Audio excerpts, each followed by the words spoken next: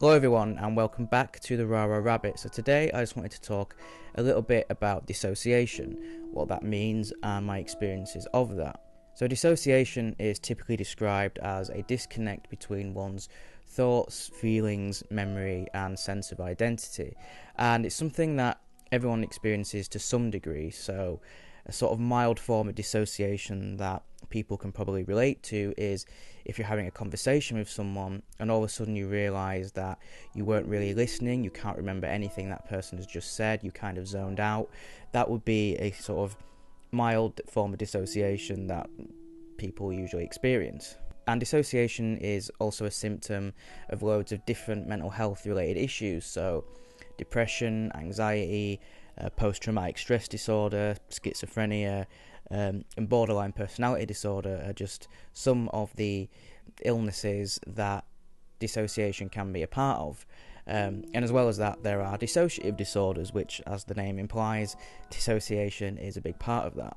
So for me, I realise now that dissociation has been a major part of my life. I didn't think it was something I experienced as a child, but when I try and think back to being quite young, a lot of my memories seem to be in third person, so it's me watching myself, and I really don't feel that connected to that child. I suppose I don't really feel much when I think back to childhood, and I would say it kind of feels like I'm remembering somebody else's memories, that I'm experiencing someone else's memories. I just don't have a connection to that.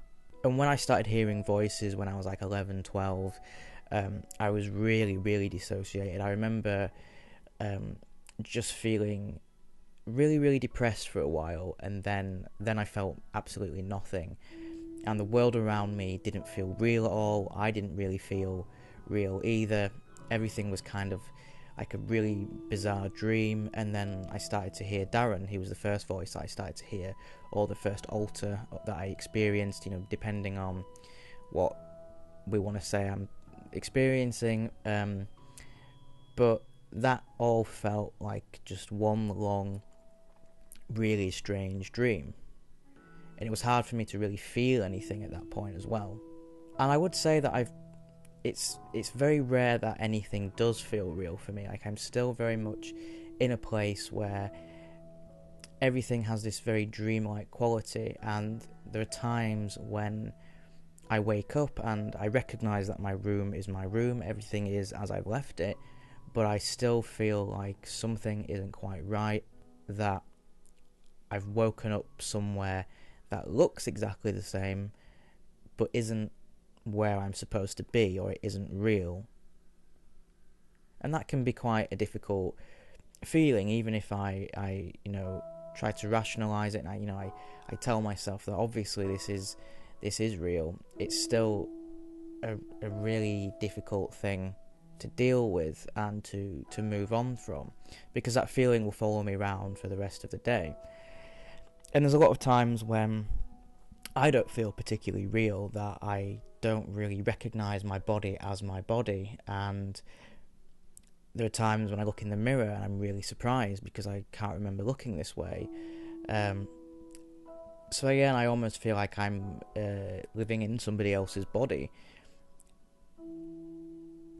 and that can be really isolating because it's difficult to tell people that that's how you're feeling or that's what you're experiencing, because a lot of people can't fully understand what that's like. And when it comes to the voices, depending on who's around, that can change how I experience or perceive the world around me.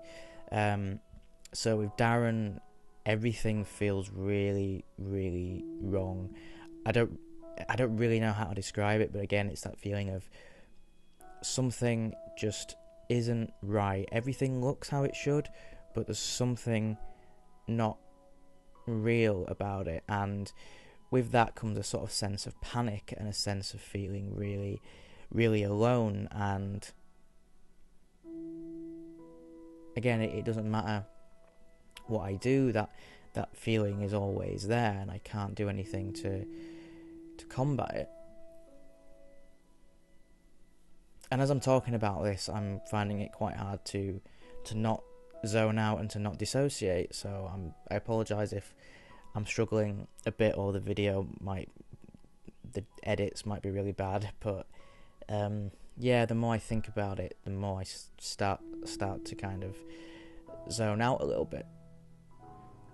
Going back to childhood, I do recall feeling like, again, that I wasn't real, that somehow I was, I don't know, I just thought that I came from somewhere else, that I belonged somewhere else, that I was in the wrong world or the wrong universe. It's very hard to explain, but I had this sense that I was kind of this anomaly that somehow existed in this world when I wasn't supposed to, and I just couldn't connect with the people. I had friends, and I had my family, and I had people that cared for me and all of that. I in many ways have been really lucky with some of my experiences and some of the people I've had around me, but I couldn't really feel, and that's a problem I have now, is I can't 100% connect with people, and I find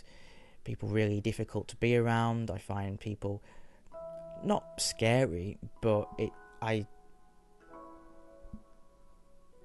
tend to withdraw and isolate myself a lot, because I feel like I need to hide a lot of the things that I'm experiencing, and I can't really do that if I'm around people for so long, because eventually some things, I might start talking to a person that's not there, or I might, just completely shut down. So I typically do isolate myself to stop people from seeing that side of me, and I guess in a way protect myself a little bit. Feeling like things aren't real is kind of scary. I mean, I'm used to it, but at the same time, it's not pleasant, and I don't think I'm gonna ever get used to that feeling of it being so unpleasant.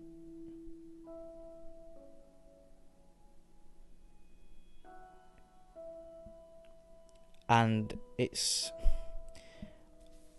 struggle to ground myself. I can kind of bring myself back, but it doesn't tend to last for very long.